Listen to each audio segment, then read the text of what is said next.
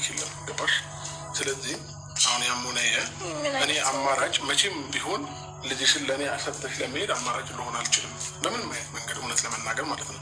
ለምን እናትሽ አለች፣ እህቶችሽ አሉ፣ ምናምን መስጠት ትችላለሽ። ሰላም ጤና ይስጥልኝ። እንዴት ናችሁ? ደህና ናችሁ ወይ? እንግዲህ ዛሬ ሩታ በጣም በሚገርም ሁኔታ ሩታ እንግዲህ ሼም የሚባል ነገር ትታለች። ሩታ ምን እንደፈለገችም ባናቅም ሩታ በበጣም ከባድ ሁኔታ ውስጥ ነው ያለችው።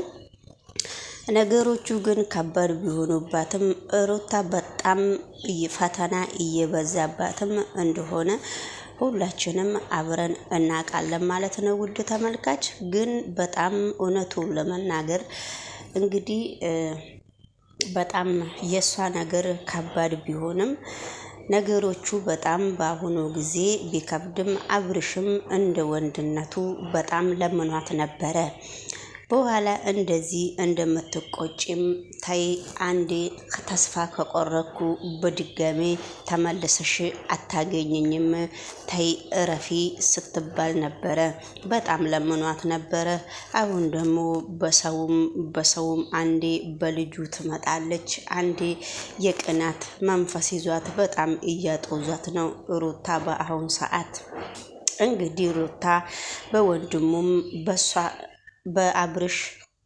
በአብርሽ እህትም በጣም እየተባሉ ነው። አቤልም ባለፈው በጣም ነው ማስጠንቀቃ እስካሁን ድረስ አክብሬሽ ነበረ ከእንግዲህ በኋላ አንቺን የማከብርበት ምክንያትም የለኝም ብሎ ሲነግራት ነበረ ባለፈው።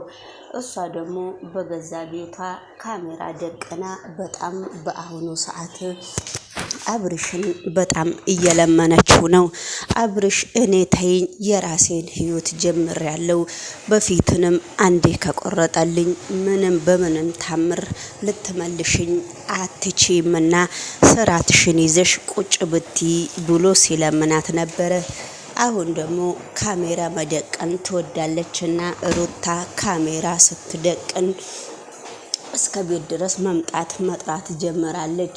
አብርሽን በሙሉ አፋ ስትበሳጭ ሩታ እኔ ከአገር ነው የምወጣው ነው የምትለው። ስለዚህ እሺ ምንድነው? መንገመር ነው ያሰርሽልኝ? ምን ህቅር ነው ያቀርሽልኝ? ስለ አገር ከአገር መውጣትሽ ምንድነው ችግርሽ?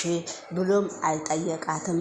እንግዲህ አሁን እኔ ከአገር ልወጣ ነውና ቡቹን ባለፈው ቤተሰቦቼ ጋር ለ15 ቀን ሄጄ እቀመጣለሁ ብስል እኔ ልጄን ይዘሽ እዛ ከሄድሽ በፖሊስ ነው የማስይዝሽ ብለት ስታስፈራራኝ ነበረ። ከዛ አንተን ሰምቼ እኔ ደግሞ እናቴ ጋር ለመሄድም አቁሜ ነበረ። አሁን ደግሞ ወደ ሌላ አገር ሊሄድ እስከሆነ ድረስ ልጄን እናቴም አባቴም ጋር መተው አልፈልግም። ልጄን ላንተ ነው ሰጥቼ መሄድ የምፈልገውና ለተወሰነ ጊዜ ብትተባበረኝ ምንድነው ብላ ስትጠይቀው ነበረ። አብርሽ በዛን ጊዜ ደግሞ የጠነሰሽው ጥንስስ አለ ማለት ነው። ምን አስበሽ ነው? ልጅሽን እኔ ባለፈውም ልጁን ይዤ ስቀመጥ ምን ብለሽ ስታወሪና ምን ብለሽ ክሱን ስታቀርብልኝ ነበረ ብሎ እንግዲህ አብርሽ እንደማንኛውም ሰው መልስ ጠይቋት ነበረ። ለዛ መልስ ግን ያኔና አሁን አንድ አይደለም። አሁን ደግሞ ላንተ ነው የምሰጠው እንጂ ባለፈው ማስጠንቀቂያ ስለሰጠከኝ ልጁ የማይመች ቦታ ነው የሚሄደው።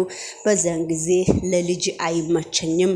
ልጅ ይዞ እዛ መሄድ ስለማይመቸኝ ጉዳዩ የኔ ብቻ ሳይሆን ከብዙ ሰዎች ጋራ ቀጠሮ ስላለኝ ብዙ ሰዎች እዛም የሚሄዱ ስለሆነ ልጅ መያዝ ስለማይመቸኝ ትንሽ ለ15 ቀን እንኳን ቢሆን ላንተ ነው ትቼ መሄድ የምፈልገው። ይሄ ልጅ የሆነ ነገር ከሆነ አንተም ከሰኸኝ እንደምታገኝ ህጉም እኔንም አንተንም እንደማይለቅ በደንብ ነው አስጠንቅቀህ የምታውቀው ብላ እንግዲህ ሩታ ስትጠይቅ ነበረ። ሩታ እንደዛ ብላም ስትጠይቀው ያሰብሽው ነገር እስካለ ድረስ እኔ ምንም ነገር ይሄንን ልቀበልሽ አልቻልም። አንቺ ደግሞ እናትሽ ጋር መውሰድ ትችያለሽ ብሎ እንግዲህ አብርሽ መልስ ሊሰጣ እየሰጣት ነበረ። በዛን ጊዜም ሩታ ግን ምንም ነገር የምታዳምጠውና ምንም ነገር የምታስበው ነገር የለም። እሺ ይለኛል ወይ እሺ አይለኝም ወይ በሚል ሁኔታ ውስጥ ነው በአሁን ሰዓት ሩታ ያለችው።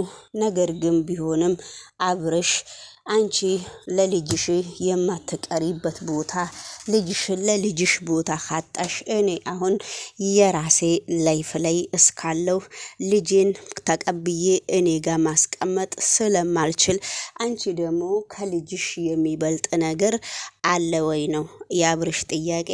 ስለዚህ ከልጅሽ የሚበልጥ ነገር እስከሌለ ድረስ ስለዚህ ለልጅሽ ብለሽ ያያሽውን ነገር ያቀርሽውና ያሰብሽውን ነገር ለልጅሽ ብለሽ መተው ትችያለሽ በሚል ሁኔታ እንግዲህ አብርሽ መልስ ሰጥቷል ማለት ነውና እንግዲህ በስተመጨረሻ ላይ አብርሽ ምንም ነገር ሩታን አይኗንም ምኗንም ማየት አልፈልግም ልጄን አያለው ሲላት ከመቼ ወዲህ ነው ይሄን ሰሞን ልጅህን ራሱ ማየት ትተካልና ከመቼ ወዲህ ነው ልጅን ብልክ የምታስመስለው? እኔ ደግሞ ስለ እውነት ነው ያነጋገርኩህ እንጂ ይሄንን ቪዲዮ ልፖስትም እችላለሁ። ስለዚህ ይሄ ቪዲዮ ደግሞ መረጃ ሊሆን ይችላል በሚል ሁኔታ ነው እንግዲህ የተናገረችው። አብርሽ ለሷ ንግግር በአሁኑ ሰዓት ምንም ነገር ብትናገርም ባትናገርም ለሷ ምንም ነገር ቦታ እንደሌለው ነው እያሳያት ያለው። እንግዲህ የነሱ የሩታ ድራማም ማለቂያ የለውም። ሩታም እንግዲህ እንደዚህ እንደ እስስት ሁሌ በቃ አንዳንድ ጊዜ ሁለመናችን ወደ ሶሻል ሚዲያ አውጥተን ስናወራ ግን የምናደርገውን ነገር በኋላ በእርግጥ በንዴት በእልህ ምን እንደሚመጣብን ስለማናቅ አንዳንድ ጊዜ ራሳችንን ከሶሻል ሚዲያ ገለል ብናረግና ቆም ብለን ተኝተን ተነስተን ውለን ብናስብ አንዳንድ ጊዜ በእውነት አሁን በሩታ በኩል ራሱ ፊልም እየተሰራ ስለሆነ ከሩታ ራሱ በጣም ብዙ ነገር ነው እኔ እየተማርኩ ያለሁት። ምክንያቱም ልጅቷ አንዳንድ ጊዜ ሰው ሲለምናትም ሰው ሲያከብራትም አታቅም። በቃ ይቅርታ አታቅም ወይ ነው የምለው። አንዳንድ ጊዜ እንግዲህ የፈለገው ለምሳሌ አንዳንድ ሰው በቃ ይሞታል አይደለ? ተጣልተው አንዱን ይሞታል።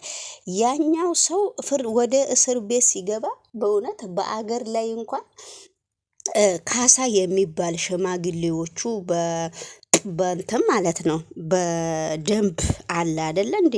ተሰብስቦ ያን ሰው ከእስር ቤት ስህተት እንደሰራና ይቅርታ ተባባሉ ብለው በብር እንኳን እስር ቤቱን የሚቀየር አለ በአገር ሽማግሌና የሩታ አባት በእውነት በጣም ጥሩ የአብርሽ አባት በጣም ጥሩ ሰውና የማያስፈራ በጣም ተጫዋች ሰው ነውና እሱ እንኳን በጣም ለምኗታል ይችን ሴትና ምንም ሰው የማታከብር አይነት ሆና ተገኝታ ቆረጥነች ስትባል አሁን ደግሞ እዚህ የሆነ አላማ ሰው ሲይዝ ትበጠብጣለች። በቃ ይቅርታም ለምኗታል፣ ቤትም ገዝቶ ሰጥቷታል፣ ጠይቋታል። ትንሽ ሄርሜላ ብቻ ነች የእነሱን ትዳር ያበጣበጠችው እንጂ እሷ ግን ለምንድን ነው ወንድ እሱ ጎን የማየው በሚል ሁኔታ ነው ይሄን ሁሉ ጥል ያመጣችው፣ ይሄን ሁሉ ጥላቻ ከባለቤቷ ጋራ ያመጣችው። አሁን ደግሞ በጣም ለምኗት ነበረ፣ ቤተሰብም በጣም ለምኗት ነበረ። አሁን ደግሞ እንደ ሰውም እያዩት አይደለም። እሱም አገለላት። በፊት ቡዝዬ ነበረች። ቡዝዬም ተወቻት ማለት ነው። እና እሷ እንደዛ ሲተዋት እሷም በእልህ ገብታ ሄርሜላ ትዳሯን እንዳበላሸች በደንብ አርግታ ገባትና አሁን ደግሞ እሷ ሄርሜላን እየጠራች ትጠይቃለች። ራሷን ማን ነው የሚጣላትን ታሪክ የለም ገባሽ? ስለዚህ አሁን ያሙነ እኔ አማራጭ መቼም ቢሆን ልጅሽን ለእኔ አሰጥተሽ ለመሄድ አማራጭ ልሆን አልችልም። ለምን ማየት መንገድ እውነት ለመናገር ማለት ነው። ለምን እናትሽ አለች